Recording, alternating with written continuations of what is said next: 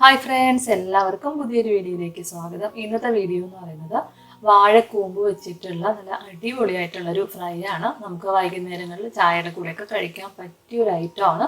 നമുക്കിതൊന്നതിൽ sauce വെച്ചിട്ട് കഴിക്കാം. അതല്ലാന്നുണ്ടെങ്കിൽ നമുക്കിതിൻ്റെ മുകളിൽ കുറച്ച് മുളക് പൊടിയും ഉപ്പും ഒക്കെ ഒന്ന് വിതറിയതിന് ശേഷവും കഴിക്കാവുന്നതാണ്. അപ്പോൾ വാഴക്കൂമ്പ് കിട്ടുകയാണെന്നുണ്ടെങ്കിൽ എന്തായാലും ഇതുപോലെയും തയ്യാറാക്കി നോക്കാം. അപ്പോൾ ഈ വാഴക്കൂമ്പ് ഫ്രൈ എങ്ങനെയാണ് തയ്യാറാക്കി എടുക്കുന്നതെന്നൊന്ന് നോക്കാം. അപ്പോൾ അതിലേക്ക് വേണ്ടിയിട്ട് ഞാനൊരു വാഴക്കൂമ്പൊന്ന് എടുത്തിട്ടുണ്ട്. ഇനി നമുക്കിതിൻ്റെ തോടൊക്കെ ഒന്ന് ഇളക്കിയതിന് ശേഷം നമുക്ക് ഇതിൻ്റെ ഉള്ളിലുള്ള പൂവൊന്ന് ഇളക്കിയെടുക്കാം. അപ്പം നമുക്ക് ഇതുപോലെ ഓരോ തോടം ഒന്ന് മാറ്റി കഴിയുമ്പോഴത്തേക്കും നമുക്ക് അതിനുള്ളിൽ ഇതുപോലെ ഒന്ന് പൂവ് കിട്ടും. ഇനി നമുക്ക് എത്ര പൂവാണോ ആവശ്യമുള്ളത് ആ പൂവ് അത്രയും തന്നെ ഒന്ന് ഈ ഒരു തോടിൽ നിന്ന് ഇളക്കിയെടുക്കാം. അതിനുശേഷം നമ്മൾ ചെയ്യേണ്ട ഒരു കാര്യം, ഈ പൂവിനുള്ളിലുള്ള ഈ ഒരു നാര് പോലെയുള്ള 3-4 നാര് പോലെയുള്ള പോർഷൻ ഉണ്ട്. അതിൽ ഏറ്റവും കട്ടിയായിട്ടുള്ള ഈ ഒരു പോർഷനും അതിൻ്റെ കൂടെ തന്നെ പ്ലാസ്റ്റിക് പോലെ ഇരിക്കുന്ന ഈ ഒരു ഭാഗവും കൂടെ നമുക്ക് രണ്ടും ഒന്ന് മാറ്റി കളഞ്ഞിട്ട് വേണം നമ്മളിതൊന്ന് ഫ്രൈ ചെയ്യാനായിട്ട്. ഇതുപോലെ നമുക്ക് ഓരോ പൂവിലുള്ള ഈ നാരും അതുപോലെ തന്നെ ഈ പ്ലാസ്റ്റിക് പോലെ ഇരിക്കുന്ന ഈ ഒരു ഭാഗവും കൂടെ ഒന്ന് മാറ്റിക്കളയാം. ഇപ്പം ഞാനിപ്പോൾ എല്ലാ പൂവിലുള്ള ഈ ഒരു നാരും അതുപോലെ തന്നെ ഈ ഒരു പ്ലാസ്റ്റിക് പോലെയുള്ള ഈ ഒരു നാരും ഈ ഒരു പ്ലാസ്റ്റിക് പോലെയുള്ള ഒരു ഭാഗവും ഒന്ന് മാറ്റി കളഞ്ഞിട്ടുണ്ട്. നമുക്കിത് 2-3 നാരുണ്ടാവും. അപ്പോൾ അതിൽ ഏറ്റവും ഈ കട്ടിയായിട്ടുള്ള ഈ ഒരു നാര് മാത്രം നമുക്ക് മാറ്റി കളഞ്ഞാൽ മതിയാവും. ഇപ്പം ഞാൻ ഒരെണ്ണം ഒന്ന് ക്ലിയർ ആക്കി എടുത്തിട്ടുണ്ട്.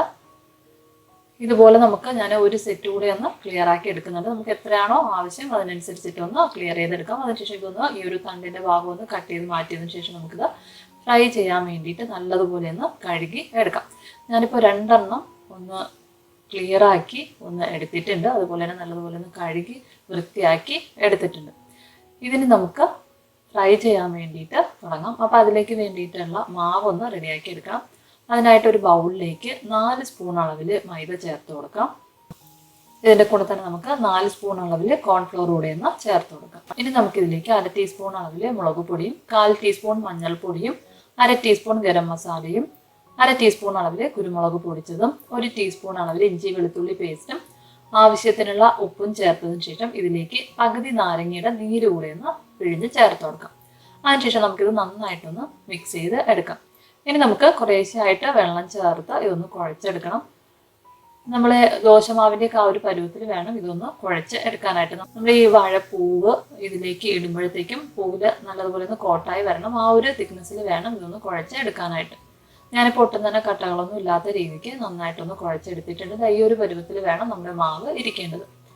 ഇനി നമ്മൾ കഴുകി വൃത്തിയാക്കി വെച്ചിട്ടുള്ള ഈ വാഴപ്പൂവ് നമുക്ക് ഇതിലേക്കൊന്ന് ഇട്ട് കൊടുക്കാം.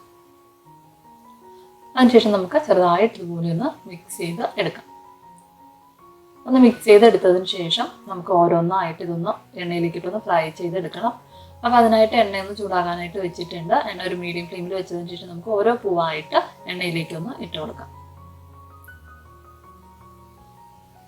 ഇടയ്ക്കിടയ്ക്ക് ഇതുപോലെ ഒന്ന് ഇളക്കി കൊടുത്തൊന്ന് ഫ്രൈ ചെയ്ത് എടുക്കാം. നമ്മുടെ ഈ ഒരു ഫ്രൈ എന്ന് പറയുന്നത് പുറം നല്ല മുരുമുരാന്നിരിക്കുന്ന ഒരു ടൈപ്പ് ഫ്രൈ ആണ്. ഈ എണ്ണയുടെ പതയൊക്കെ ഒന്ന് കുറഞ്ഞു വരുന്ന സമയത്ത് നമുക്കിത് എണ്ണയിൽ നിന്ന് കോരി മാറ്റാവുന്നതാണ്. ഇപ്പം നമ്മുടെ വാഴക്കൂമ്പെല്ലാം തന്നെ നല്ലതുപോലെ ഒന്ന് ഫ്രൈ ആയി വന്നിട്ടുണ്ട്. എണ്ണയുടെ പതയൊക്കെ ഒന്ന് കുറഞ്ഞു വന്നിട്ടുണ്ട്. ഈ ഒരു സമയം നമുക്ക് എണ്ണയിൽ നിന്ന് കോരി മാറ്റാം. അപ്പോൾ എന്തായാലും ഇതുപോലെ ഒന്ന് തയ്യാറാക്കി നോക്കുക. നിങ്ങൾക്ക് വീഡിയോ ഇഷ്ടപ്പെടുകയാണെന്നുണ്ടെങ്കിൽ എന്തായാലും ഒന്ന് ലൈക്ക് ചെയ്തേക്കണം. അപ്പോൾ പുതിയൊരു വീഡിയോയിലൂടെ നമുക്ക് വീണ്ടും കാണാൻ വരെ. Thank you, by.